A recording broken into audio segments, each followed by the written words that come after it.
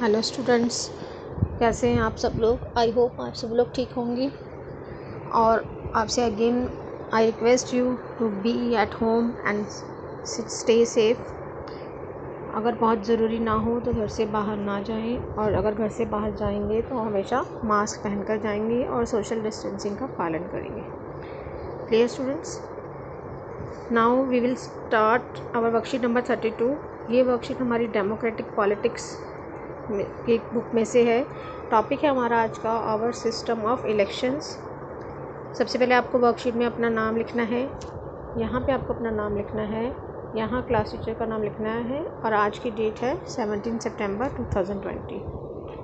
Now let's start the worksheet. इस worksheet में हमें इलेक्शंस के बारे में बताया गया है। जनरल इलेक्शंस सबसे पहला हमारा टॉपिक है जनरल इलेक्शंस। जनरल इलेक्शंस क्या होते हैं? आपने सुना होगा लोकसभा के वोट होने वाले हैं, विधानसभा के वोट होने वाले हैं। इस तरह से जब इलेक्शन का टाइम होता है तो ऐसी बातें आपको सुनाई देती हैं। तो ये जो हमारा इलेक्शंस हैं 5 साल बाद होते हैं हमेशा। लोकसभा के इलेक्शंस भी और विधानसभा के इलेक्शंस भी। Lok Sabha and Vidhan Sabha elections are held regularly after every 5 years in our country India. After 5 years, the Lok Sabha and Vidhan Sabha stands dissolved. Elections are held in all constituencies at the same time, either on the same day or within few days. This is called general elections.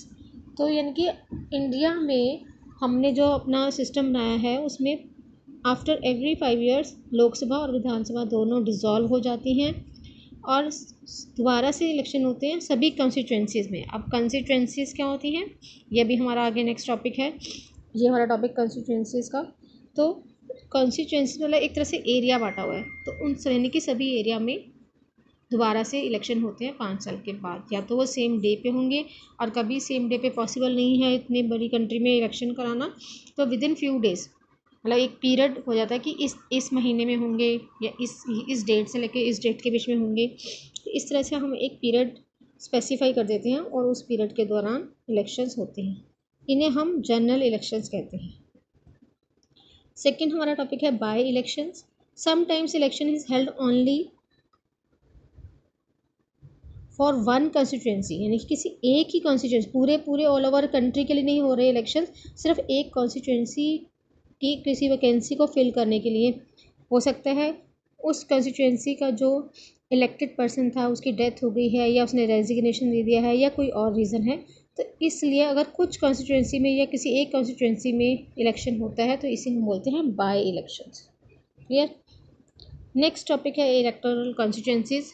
The country is divided into different areas for purpose of election, यानी कि हमने country को अलग अलग areas में बांट लिया है इलेक्शन के पर्पस के लिए। तो जब हम कॉन्स्टिट्यूंसीज वर्ड इस्तेमाल करते हैं तो इलेक्शन पर्पस से जो एरिया बटा हुआ है हम उसकी बात कर रहे हैं। These areas are called electoral constituencies. The voters who live in an area elect one representative. तो जो वोटर्स उस एरिया में रहते हैं वो अपने एरिया से एक रिप्रेजेंटेटिव को चुनाव करते हैं, उसको चूज़ करते हैं, जिसे हम कहते हैं elect one representative. The representative elected from each Lok Sabha constituency is called member of parliament, MP short में हम कहते हैं। And the elected representative of the state assemblies और called the member of legislative assembly, जिसे हम शॉर्ट फॉर्म में MLA कहते हैं, मेंबर ऑफ लेजिस्लेटिव असेंबली। तो क्या बताया आपको इस पॉइंट पे? ये बताया गया है कि जो भी हम इलेक्टेड अपने रिप्रेजेंटेटिव को चुनते हैं, इलेक्ट किया है जिन्हें हमने, वो अगर वो लोकसभा कॉन्स्टिट्यूंसी से चुना है तो उसको मेंबर ऑफ पार्लियामेंट कहते हैं, और उसको अगर हमने स्टेट असेंबलीज़ का मेंबर चुना है तो उसे MLA कहते हैं। अब नेक्स्ट जो हमने डिवीज़न किया है एरिया का वो है वार्ड्स में। Panchayat, the panchayat and municipal is divided into elections constituencies. This is called wards. These constituencies are counted as seats. जब हम आगे और लोकल एरिया पे जाते हैं, स्टेट्स का बात हो गई MLA की, फिर आगे भी हम नेक्स्ट लोअर लेवल पर जब डिवीज़न करते हैं पंचायत में या म्यूनिसिपल कॉर्पोरेशंस में, तो उनमें जो हम एरियाज़ बांटते हैं उन एरियाज़ को हम वार्ड्स कहते हैं। जैसे आपके नांगलोई का भी वार्ड होगा, वार्ड नंबर ये, ऐसे हर एरिया को कुछ ना कुछ वार्ड्स में बांटा गया है, नंबर्स दिए गए हैं और इन वार्ड्स को सीट्स हम कहते हैं, सीट ये वाली सीट, ये वाली सीट, इस तरह से बात करते हैं, उनको सीट्स की तरह काउंट करते हैं। Reserved constituencies. Certain weaker sections may not stand a good chance to get elected and to get win may not have the required resources, education and contacts to contest. If that happens, our parliament and assemblies would be deprived of the voice of significant section of our population. The makers of our constitution thought of a special system of reserved constituencies for the weaker sections. Some constituencies are reserved for people who belong to the scheduled caste and scheduled tribes. This is called reserved constituencies. आपको पता है कि हमारे संविधान में हमने कुछ reservation का भी प्रावधान किया है कि कुछ सीट्स हमने रिजर्व रखी हैं। रिजर्व किस लिए करेंगे? ताकि वीकर सेक्शन जो है वो पीछे ना रह जाए। अगर वीकर सेक्शन में से किसी को भी मौका नहीं मिलता आगे आने का, रिप्रेजेंट करने का, तो फिर क्या होगा कि वीकर सेक्शन की आवाज़ हमेशा दबी रह जाएगी, उनके लिए कोई काम आगे नहीं कर पाएगा। तो अगर वीकर सेक्शन अपने में से किसी रिप्रेजेंटेटिव को चुनता है तो वो उनके वेलफेयर के लिए काम करेंगे। इसलिए कुछ कॉन्स्टिट्यूएंसीज जो है वो हमारे कॉन्स्टिट्यूशन में कुछ कॉन्स्टिट्यूएंसीज को रिज़र्व रखा गया है SC ST के लिए। उन SC ST रिज़र्व कॉन्स्टिट्यूएंसीज में जो पर्सन आप खड़ा करेंगे, यानी कि जो चुनाव लड़ेगा वो इसी कैटेगरी का ही होगा। जनरल कैटेगरी का जो पर्सन है वो यहाँ पर इन सीट्स के अगेंस्ट इलेक्शन नहीं लड़ सकता। नेक्स्ट है हमारा वोटर्स लिस्ट। आपको पता है हमारी कंट्री में 18 इयर्स और उससे ज़्यादा के लोग वोट डाल सकते हैं। तो अगर आप 18 साल के हो जाते हैं या 18 साल से ज़्यादा किसी की उम्र है तो वो वोट डाल सकता है। लेकिन ऐसे नहीं कि 18 साल के हो गए और इलेक्शन है अगले महीने तो आप या 10 दिन बाद हैं या 2 साल बाद हैं, जब भी हैं, मतलब 18 साल के हो चुके हैं आप और आप वोट डालने चले गए। जब तक आपका वोटर लिस्ट में नाम नहीं होगा तब तक आप वोट नहीं डाल सकते। आपने सुना होगा कि गवर्नमेंट ने बोला कि आप वो आधार कार्ड लेकर भी जा सकते हैं वोटर सेंटर पे, आधार कार्ड से भी या कोई और पैन कार्ड या कोई और आइडेंटिटी प्रूफ से भी आप वोट डाल सकते हैं। हाँ, आप वोट डालने जा सकते हैं किसी भी आईडी प्रूफ से, इट इज़ राइट, लेकिन आपका वोटर लिस्ट में नाम होना चाहिए पहले। तो नाम आपको ऐड कराना है, जो भी 18 साल का हो गया है उसे वोटर लिस्ट में अपना नाम ऐड कराना है और उसे उसके बदले वोटर ID कार्ड मिलता है। जब वोटर लिस्ट में नाम ऐड हो जाएगा, वोटर ID कार्ड आपको मिल जाएगा, उसके बाद ही वोट डाला जा सकता है। वोटर लिस्ट में नाम ऐड होने के बाद इलेक्शंस में पार्टिसिपेट करने के लिए आप किसी और ID प्रूफ को भी ले जा सकते हैं। तो in our country all the citizen aged 18 years and above can vote in an election without any discrimination. Name should be compulsorily added in the voter list for casting the vote. Those who have name in the voter list can get voter ID card. The voters are required to carry this card or any other declared proof of identity when they go out to vote, so that no one can vote for someone else. तो इससे क्या होगा कि हम किसी और के नाम पर वोट नहीं डाल सकते, यानी कि वोट की डुप्लीकेसी या धोखाधड़ी नहीं होती। वोटर लिस्ट में नाम चेक करके और उसका वोटर ID प्रूफ देखकर ही उन्हें वोट डालने दिया जाता है। अब नेक्स्ट है हमारा नॉमिनेशन ऑफ कैंडिडेट्स, यानी कि कौन कैंडिडेट खड़ा होगा इलेक्शन में, कौन चुनाव लड़ेगा। तो political parties nominate their candidates who get the party symbol and parties nomination often called party ticket. जो पॉलिटिकल पार्टीज़ हैं वो अपने कैंडिडेट्स को नॉमिनेट करती है, यानी कि उनका नाम देती हैं कि हमारी पार्टी से ये कैंडिडेट खड़ा होगा, ये इलेक्शन लड़ेगा, और उसे पार्टी का सिंबल दिया जाता है जिसे पार्टी टिकट कहा जाता है। Every person who wishes to contest an election has to fill a nomination form. Every candidate has to make a legal declaration of serious criminal cases, assets and liabilities, educational qualification. Then the process of nomination of candidate is completed. यानी कि जो भी person चाहता है who wants to contest election, जो भी election में चुनाव लड़ना चाहता है वो क्या करेगा, नॉमिनेशन फॉर्म भरेगा और उनको एक लीगल डिक्लेरेशन भी देनी पड़ती है कि वो उनका किसी क्रिमिनल केस में नाम तो नहीं है, या उनकी एसेट्स कितनी हैं, लाइबिलिटीज़ कितनी हैं, एसेट्स लायबिलिटीज़ का मतलब उनके पास कितनी संपत्ति है, क्या क्या है, मकान, दुकान, ज़मीन, जायदाद, क्या क्या है। लायबिलिटीज़ मतलब कुछ लोन वगैरह ले रखा है, उधार ले रखा है, ये सब चीज़ें बतानी पड़ती हैं। उनकी एजुकेशनल क्वालिफ़िकेशन क्या है, इस तब जाके ये प्रोसेस नॉमिनेशन की कंप्लीट होती है। नेक्स्ट हमारा last topic, polling and counting of the votes.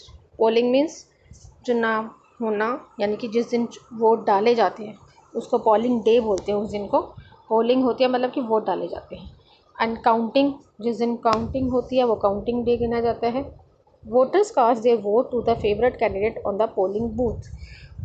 Voters अपने पोलिंग बूथ पर जाके हर एरिया में हर वोटर के आईडी कार्ड के अकॉर्डिंग, उनके नंबर के, उनका वार्ड के अकॉर्डिंग उनके पोलिंग बूथ डिसाइडेड होते हैं। और उनके जो वोटिंग स्लिप आती है घर में, उन पे उस पर पोलिंग बूथ लिखा होता है कि उन्हें किस पोलिंग बूथ पर जाकर वोट डालना है। तो वोटर्स अपने पोलिंग बूथ पर जाकर अपने फेवरेट कैंडिडेट, जिसको वो वोट देना चाहते हैं, जो उनका फेवरेट है, उसे वो वोट देते हैं। Once the polling is over, all the EVMs are sealed and taken to a secure place. जब एक बार पोलिंग हो जाती है, वोटिंग हो जाती है, शाम को टाइम ओवर हो जाता है, तब सारी EVM सील की जाती हैं और एक सिक्योर प्लेस पे ले जाई जाती हैं। EVM की फुल फॉर्म है इलेक्ट्रॉनिक वोटिंग मशीन्स। तो इलेक्ट्रॉनिक वोटिंग मशीन यानी कि मशीन जो कि बिजली से चलती है और वोटिंग के काम आती है।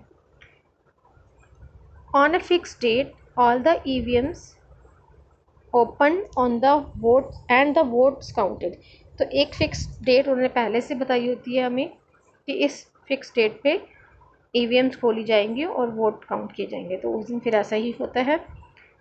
The agents of all the candidates are present there to ensure that the counting is done properly. सभी कैंडिडेट्स के जो अपने एजेंट्स होते हैं वो भी वहाँ पर काउंटिंग के समय मौजूद होते हैं, ताकि वो ये देख सकें कि कोई धोखाधड़ी तो नहीं हो रही, काउंटिंग सही से हो रही है या नहीं। The candidates who secures the highest number of votes from A constituency is declared elected. तो हर कंस्टिट्यूएंसी से जो भी वोटर, जो भी इलेक्टेड पर्सन होता है, जिसे भी हाईएस्ट नंबर ऑफ वोट्स मिलते हैं, जिस भी कैंडिडेट को, वो डिक्लेयर कर दिया जाता है कि वो जीत गया है इस सीट से या इस कॉन्स्टिट्यूंसी से, उसे चुना गया है। इस तरह से रिज़ल्ट डिक्लेयर होता है इलेक्शन का, वोटिंग का। अब हम आ जाते हैं क्वेश्चन आंसर्स पे इस वर्कशीट के। तो क्वेश्चन नंबर 1 है आपका, what is the difference between general elections and by elections. तो अभी हमने ऊपर पढ़ा है, बहुत आसान आंसर है इसका। जनरल इलेक्शंस हर 5 साल बाद होते हैं और सभी कॉन्स्टिट्यूंसीज़ के लिए होते हैं और एक सेम पीरियड में होते हैं। और बाई इलेक्शंस किसी एक या एक से ज़्यादा कुछ पर्टिकुलर कॉन्स्टिट्यूंसी के लिए होते हैं। ऊपर आपको लिखा हुआ फर्स्ट पैराग्राफ में, आप वहाँ से लिख सकते हैं answer. What is the difference between MP and MLA, ये भी हमने पढ़ लिया। जो इलेक्टेड पर्सन हम लोकसभा के लिए चुनते हैं वो MP होता है, और जो हम स्टेट लेजिस्लेटिव में से मेंबर चुनते हैं उसे हम MLA कहते हैं। नेक्स्ट क्वेश्चन नंबर 3 है, what do you understand by the voters list. Voter list क्या होती है, अब ये भी डिस्कस हमने किया इसके बारे में भी, कि जो 18 साल से ज़्यादा हो गए हैं वो वोटर लिस्ट में अपना नाम ऐड करा सकते हैं। वोटर लिस्ट में जिनका नाम होगा वही वोट डाल सकते हैं। ऐसे ही वोटर लिस्ट आप कहोगे कि कहाँ नाम ऐड कराना है, ये तो लिखा नहीं है इसके अंदर, इस वर्कशीट में।